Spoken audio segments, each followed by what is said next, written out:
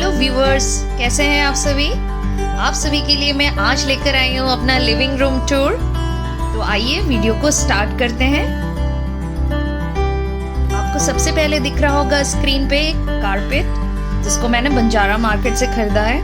Of white colour में है, बहुत ही खूबसूरत लग रहा है मेरे इस फर्नीचर के साथ। जो कुछ भी डेकोरेटिव एस्थेटिक सेंस या फिर आइडिया कह लीजिए, ये सारी चीजें मैंने एक दिन में नहीं सीखी, धीरे धीरे करके मैंने सीखा है। और ये लर्निंग प्रोसेस है और ये लाइफ टाइम चलता रहेगा। ये जो कर्टेन आप देख रहे हैं, इस कर्टेन के लिए मैंने कपड़ा खरीदा और इसको कन्वर्ट किया मैंने कर्टेन में। पीच कलर मेरा फेवरेट कलर है।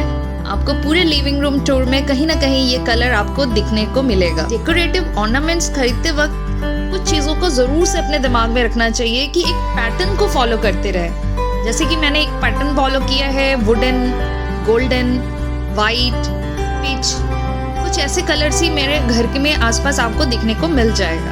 तो दोस्तों, जब भी आप अपना घर डेकोरेट करना चाहें तो अपने टेस्ट को पहले पहचानिए कि आप किस कलर को ज्यादा पसंद करते हैं। और एक बार जब आपने कलर सेलेक्ट कर लिया तो गूगल करके आसानी से आप उसके पैलेट्स देख सकते हैं कि उस कलर के साथ और कौन कौन से कलर जा सकते हैं। आपको मेरे लिविंग रूम में 3 कलर बहुत ज्यादा दिखाई पड़ेंगे, वाइट, गोल्डन एंड वुडन, और कहीं कहीं पीच कलर भी आप देख सकते हैं। कहा जाता है कि कलर कॉम्बिनेशन बनाते वक्त पोर्शन रेशियो का भी बहुत ज्यादा ध्यान रखना चाहिए, पर ऑनेस्टली मैं बताऊं तो ये रेशियो का प्रोपोर्शन मुझे समझ नहीं आता। मैंने जैसा समझा, जैसा मुझे अच्छा लगा, वैसे मैंने अपने घर को डेकोरेट किया।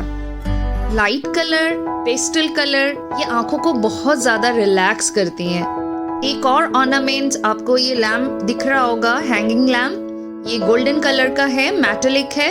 इसको भी मैंने बंजारा मार्केट से लिया है। बहुत चीप रेट पे वहां पर ये ऑर्नामेंट्स मिल जाते हैं और मुझे ये बहुत पसंद आया।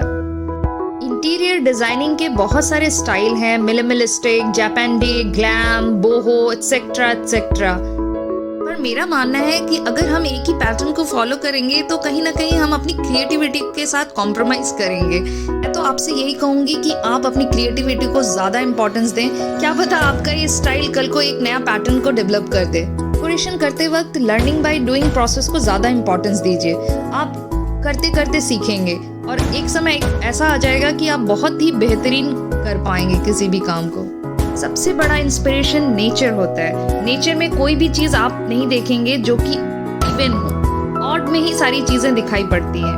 तो ये पैटर्न बहुत ज्यादा काम करता है डेकोरेशन करते वक्त। इवन चीजें ह्यूमन मेड हैं जो कि ऑर्गेनाइज करना हमें सिखाती हैं। तो हमें ये पैटर्न उस जगह पे फॉलो करना चाहिए जहाँ पर आपका बहुत ज़्यादा क्लटर हो, या बहुत ज़्यादा कंजेस्टेड हो, या बहुत ज़्यादा बिखरा हो और बहुत ज़्यादा डिस्टर्ब कर रहा है आपको, तो वहाँ पर ये फॉलो करना बहुत अच्छा रहेगा। डेकोरेशन करते वक्त हम जनरली एक गड़बड़ी कर देते हैं कि वो एरिया इतना ज़्यादा डेकोरेटिव ऑर्नामेंट से भर देते हैं कि वो जगह कंजेस्टेड दिखने लगता है और आपको फिर से वही डिस्टर्बेंस महसूस होने लगता है कि वो ब्यूटीफाई ना होकर और ज़्यादा क्लटर लगने लगता है।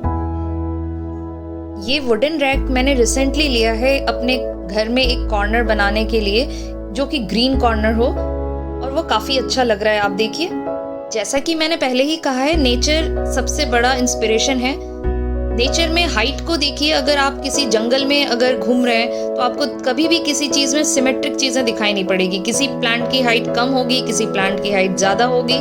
यही आइडिया आपको अपने डेकोरेशन आइडिया में इनबिल्ड करना है। ग्लास ऑर्नामेंट्स बेहतरीन ऑर्नामेंट्स होते हैं। ये एक इल्यूजन तैयार करते हैं। ये जगह को कवर तो करते हैं, पर ऐसा मालूम पड़ता है कि वो जगह कवर नहीं है और वो जगह बहुत स्पेशियस लगता है। किसी भी एरिया में अगर पॉजिटिव वाइब्स लाना है तो आपको 2-4 चीजें करनी पड़ेंगी। वहाँ पर देखना होगा कि आपने किस कलर का इस्तेमाल किया है वॉल पे या आसपास। दूसरी, आपको देखना होगा कि प्रॉपर लाइट आता है या नहीं आता है। तीसरी बात, आपको देखना होगा कि वहाँ पे अगर प्लांट्स हैं तो बहुत ही बढ़िया है। चौथी बात है, वो जगह बहुत खुशबूदार होना चाहिए, चाहे वो नेचुरल फ्लावर से हो, चाहे वो डिफ्यूजर से हो, चाहे वो अगरबत्ती या धूप से हो। कोई भी ऐसी खुशबू जो आपको हैप्पी हैप्पी फील कराए। तरह तरह के रैक और उसके शेप आपके घर को स्टाइलिश बनाते हैं। मैंने एक रैक लिया है रिसेंटली जो कि बहुत ही खूबसूरत लग रहा है वॉल पे। और इसमें मैंने छोटे मोटे ऑर्नामेंट्स एंड छोटे मोटे आर्टिफिशियल प्लांट्स भी इसमें लगा दिए हैं, जो कि देखने में बेहद खूबसूरत लग रहे हैं। लिविंग रूम में अगर प्लांट्स रखते हैं तो ज़रूर से प्लांटर का इस्तेमाल करिए। प्लांटर पौधों को और ज़्यादा खूबसूरत बनाते हैं। जैसे कि मैं एक प्लांटर खरीदी रिसेंटली ऑनलाइन शॉपिंग के थ्रू, और ये प्लांटर मुझे बहुत अच्छा लगा। ग्रीनरी आपके मन को बहुत ज़्यादा खुशी देता है। अब आप जो देख रहे हैं सामने स्क्रीन पे, वो मेरा सोफ़ा है। सोफ़ा में 3 कुशन रखे हुए हैं। ये कुशन कवर मुझे बहुत पसंद आए, आजकल बहुत ज़्यादा ट्रेंड में है और ये वर्क इतना अच्छा लगता है। किसी भी तरह का वर्क जो हैंड वर्क हो, वो उसकी बात ही अलग होती है। ये मैक्रेन वर्क है और इस तरह के बहुत सारे इंडियन एम्ब्रॉयडरी वाले वर्क होते हैं जो कि आपको बहुत अट्रैक्ट करते हैं। मुझे स्पेशली हेवी वर्क एम्ब्रॉयडरी बहुत ज़्यादा पसंद आता है। बचपन से ही मुझे पता नहीं क्यों ये अट्रैक्ट करता है बहुत ज़्यादा। अब आप स्क्रीन पे देख रहे होंगे 3 मिरर हैं मेरे। ये तीनों मिरर मैंने अलग अलग टाइम पे खरीदा था। कई बार घर बदलने से इस मिरर को मैंने अलग अलग तरीके से लगाया। पहले मेरा ये बेडरूम में हुआ करता था, आज मैंने इसे लिविंग रूम में लगाया। और मैंने मिरर को लगाते वक्त पूरे इस एरिया के मैक्रो कॉन्सेप्ट को इमेजिन किया। इमेजिन करने के बाद मुझे लगा इस मिरर को प्लेस इस तरह से ही करना चाहिए, तभी ये ब्यूटीफुल लगेगा। हम ज़्यादातर माइक्रो एस्पेक्ट पे ही चीज़ों को खरीदते हैं और उसको प्लेस करते हैं, तो हम भूल जाते हैं कि हमारा पूरा जो लुक है घर का या किसी भी एरिया का, वो साथ में कैसा लगेगा। तो हमेशा ये बात ध्यान रखिए कि जब भी आप किसी चीज़ को प्लेस करते हैं तो 2 तरह से इमेजिन करिए। माइक्रो पे तो इमेजिन करना ही नहीं पड़ता, जब आप मार्केट में जाते हैं आसानी से आपको चीज़ें अच्छी लगती है, आप उठा लेते हैं। पर मैक्रो एस्पेक्ट में वो कैसे लगेगा ये इमेजिन करना बहुत ज़रूरी है। मैक्रो से मतलब है मेरा ओवरऑल लुक से, और माइक्रो से मतलब कोई भी छोटा एरिया जो कि आप डेली अपने आंखों से देखते हैं, उसे कह लीजिए। उस एरिया को सजाना बहुत आसान होता है, डेकोरेट करना आसान होता है, पर मैक्रो एस्पेक्ट पे कौन सा चीज़ कहाँ पर जाएगा ये सेंस डेवलप करने में काफ़ी वक्त लगता है। मेट्रोपॉलिटन सिटी में रहने वाले लोगों की एक समस्या होती है कि चीज़ों को कहाँ पर एडजस्ट किया जाए, अगर आप पहले से ही उसको खरीद चुके हैं। मेरे पास एक दीवान था जिसको मैं एडजस्ट नहीं कर पा रही थी। फिर मैंने सोचा कि इसका कुछ DIY किया जा सकता है। इसके पायों को मैंने कटवा दिया और इसको फ्लोर सिटिंग के रूप में इस्तेमाल करना शुरू कर दिया, और ये बहुत अच्छा आइडिया रहा मेरे लिए और ये बहुत यूजफुल भी है। कई बार चीज़ें हम पहले ही खरीद चुके होते हैं तो उसको प्लेस करना बड़ा मुश्किल होता है, और अगर पहले से प्लानिंग कर रखा है कि किस चीज़ को कहाँ पर प्लेस करना है, तो आपको वहाँ का ब्यूटिफिकेशन करने में कोई भी दिक्कत नहीं आने वाली। तो दोनों काम कर सकते हैं, रिवर्स में भी जा सकते हैं। पहले से अगर कोई चीज़ें खरीदी हैं तो उसमें इमेजिन ज़्यादा करिए कि उस चीज़ को कहाँ प्लेस किया जा सकता है, तो उसकी ब्यूटिफिकेशन और बढ़ सकती है। और अगर प्लान करके खरीदा है तो आपको कोई भी दिक्कत नहीं आने वाली।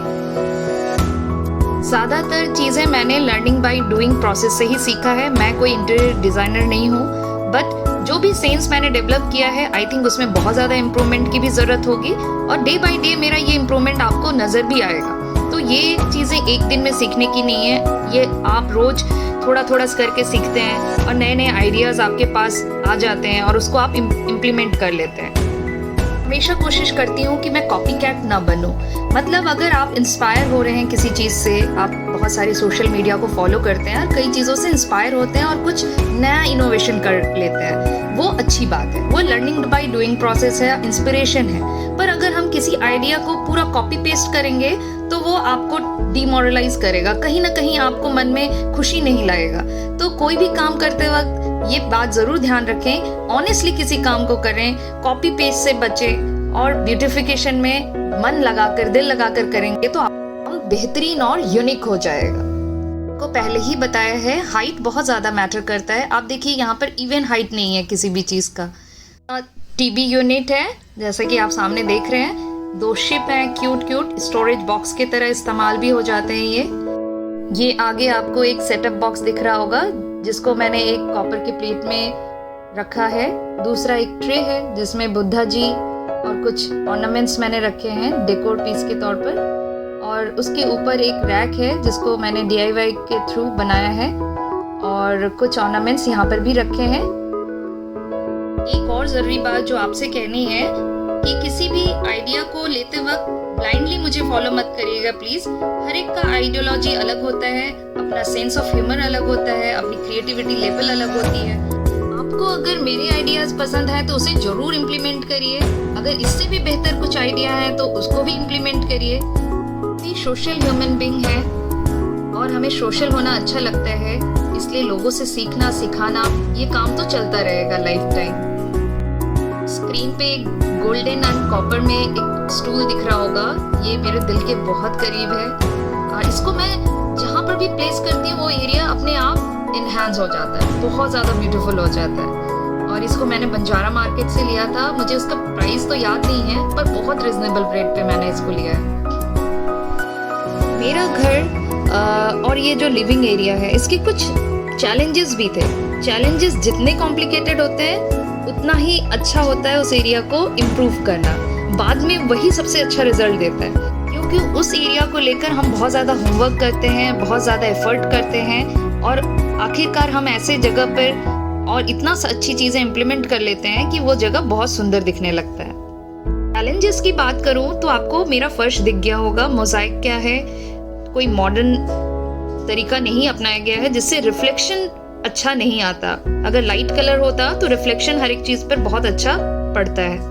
दूसरा चैलेंज था मेरा डैम्प एरिया, जो कि बहुत ज़्यादा इफ़ेक्ट कर रहा था मेरे ब्यूटिफिकेशन एरिया को। तीसरा नेचुरल लाइट बहुत कम आता है। चौथा बहुत सारी चीज़ें मुझे लिविंग रूम में एडजस्ट करनी पड़ी, जैसे कि एक मंदिर भी आपको दिखाई पड़ रहा होगा, मंदिर को भी मैंने लिविंग रूम में भी एडजस्ट किया है। पर अच्छी बात इस लिविंग रूम की ये है कि एक बड़ा सा विंडो मुझे इस लिविंग रूम में मिल गया। ऐसे एरिया को डेकोरेट करना बहुत आसान होता है, इसलिए मैंने यहाँ पर डाइनिंग टेबल को एडजस्ट किया है और ये बहुत यूज़फुल भी है। जब आप इसका इस्तेमाल नहीं करते तो आप नॉर्मल सीटिंग एरिया के तौर पे भी इस्तेमाल कर लेते हैं। अब आप देखेंगे मैक्रो एस्पेक्ट पे मेरा लिविंग रूम एरिया कैसे दिखाई पड़ता है। ब्यूटिफिकेशन का एंड तो कभी हो ही नहीं सकता, इम्प्रूवमेंट की ज़रूरत हर जगह रहती है और ये इम्प्रूवमेंट हमें आपको सभी को करते रहना चाहिए। नेचुरल चीज़ें बहुत ज़्यादा खूबसूरत होती हैं और ब्यूटिफिकेशन में बहुत अच्छा लुक देती हैं, जैसे कि एक जूट का मैट दिख रहा होगा, बैम्बू का रैक दिखाई दे रहा होगा, मेरा डाइनिंग टेबल और सोफ़ा सेट। ज़्यादातर चीज़ें मेरी वुडन हैं, नेचुरल हैं। प्लास्टिक का इस्तेमाल मैं कोशिश करती हूँ कि कम से कम करूँ। मेरा लिविंग रूम टूर कैसा लगा ज़रूर से कमेंट बॉक्स में लिखकर बताइएगा और सब्सक्राइब करना प्लीज़ मत भूलिएगा, दोस्तों के साथ शेयर करना बिल्कुल मत भूलिएगा और ऐसे ही पॉजिटिविटी के साथ मेरे चैनल पे बने रहिएगा। आप सबका प्यार इस चैनल को बहुत ज़रूरत है, तो प्लीज़ इसको बहुत सारा प्यार दीजिएगा। Thank you so much.